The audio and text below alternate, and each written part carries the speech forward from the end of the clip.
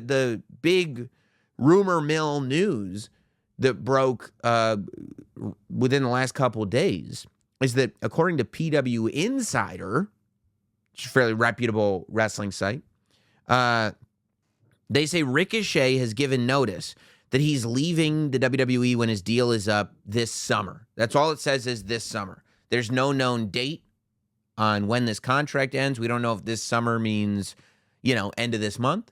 We don't know if it means through SummerSlam. Don't know. It just said, not that I've read. Anyway, which is really, really interesting. Big if true. I'll say that. Big if true.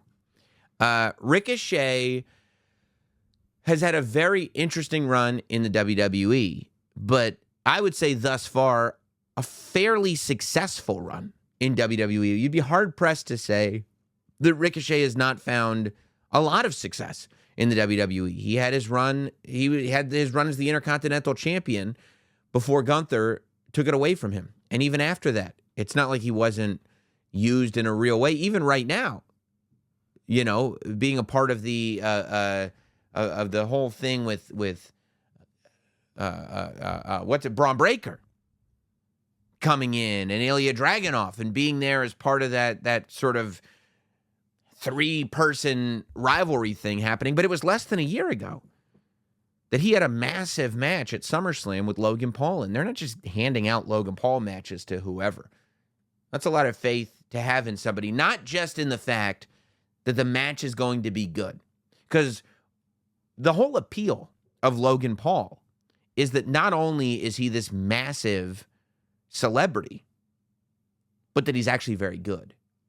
So the last thing that you want to do is put him in there with anybody that will make him look less than very good. And Ricochet will kind of make everybody he's with look great. Ricochet is an incredible talent. But also, Logan Paul's a heel. He can't be put in there with people who the crowd can't get behind. He can't be put in there with people who don't have the ability to get that good guy reaction. And Ricochet being given that opportunity and meeting that opportunity successfully kind of shows you that he's an upper tier good guy, as it were, both, I would think, in the eyes of the WWE, but certainly, I would imagine, in the eyes of WWE fans. It's interesting because if he is gone over the summer, as now we're all contract experts, that I would imagine means there's no 30-day, 90-day non-compete. It's, well, contract's over, so go do whatever it is that you're going to do. And it's not so cut and dry with Ricochet. First of all,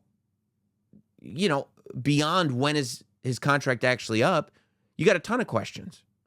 Presumably, can he keep his name? He was Ricochet before he got to WWE. Will he be able to be Ricochet if he's leaving WWE? Where will he go? Of course, AEW is the first name that pops up, but the idea that TNA is becoming viable as one of the places that you go. That is a path that people go, that you do TNA as well as multiple other spots. It's kind of like WWE, AEW, or everything else, which includes TNA, and it also includes New Japan Pro Wrestling.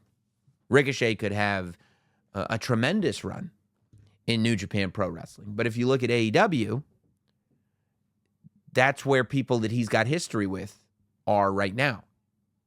From his days in Lucha Underground, he's got a tremendous background with Swerve. That's one of those matches that people talk about.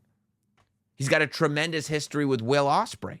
That's one of those matches that people talk about. Not just the potential of it happening now, but remember when it did. Those are those matches that, when you see Ricochet do an interview, those are the matches that people bring up, aside from what he's done in WWE. So the fact that they're both in AEW, you've already got multiple doors there. The question is there a reasonable amount of faith that he goes to AEW and he's put in a more positive, he's put in a bigger spotlight, which maybe doesn't matter. I'm not in the guy's head. Maybe he just wants to go make some money and wrestle different people. That's possible, I do think that, when we talk about history and people being signed over successfully. That Chris Jericho signing was a big one for WWE. The same way the Cody signing was a big one for WWE. The same way the Jade Cargill signing was a big one for WWE. Because all three of those examples, and there's many more. Ethan Page is a good example for WWE, because what it does is anybody that is not happy with where they're at right now, they might look at somebody who's gone over there and gone, man, look at the way they're showcased. I'd like to be showcased like that.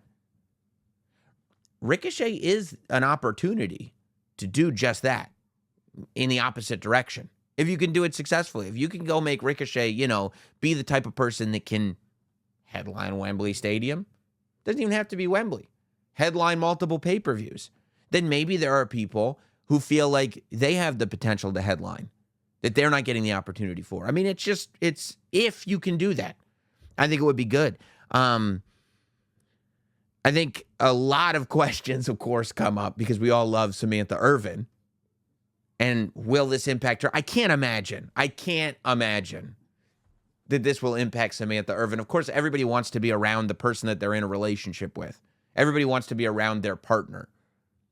But ultimately, people got to go to work too. So I wouldn't imagine that, but who knows? I have no idea. I would hope it doesn't.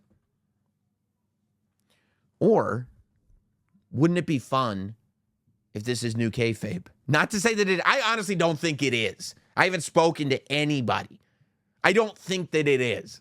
But I think that when we're sitting here and we're following the rules of Notsam Wrestling and we're watching the product and everything counts, but then right there in the middle is the road to wild speculation. We're living in an era of new kayfabe where we do have to be aware of how stories are told and what resonates with the audience.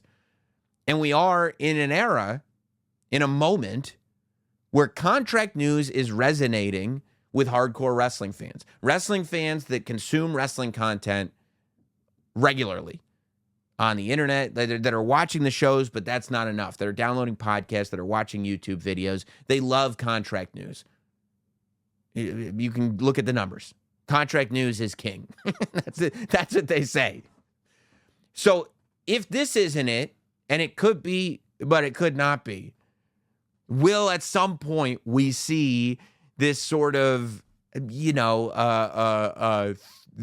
thirst for contract news be utilized by a promotion to tell a story? I don't know if it's happening now. I don't know if it will happen in the future. But I think it will be. It would be a great idea, because the one thing I will say about WWE is they are running on all cylinders as far as storytelling goes.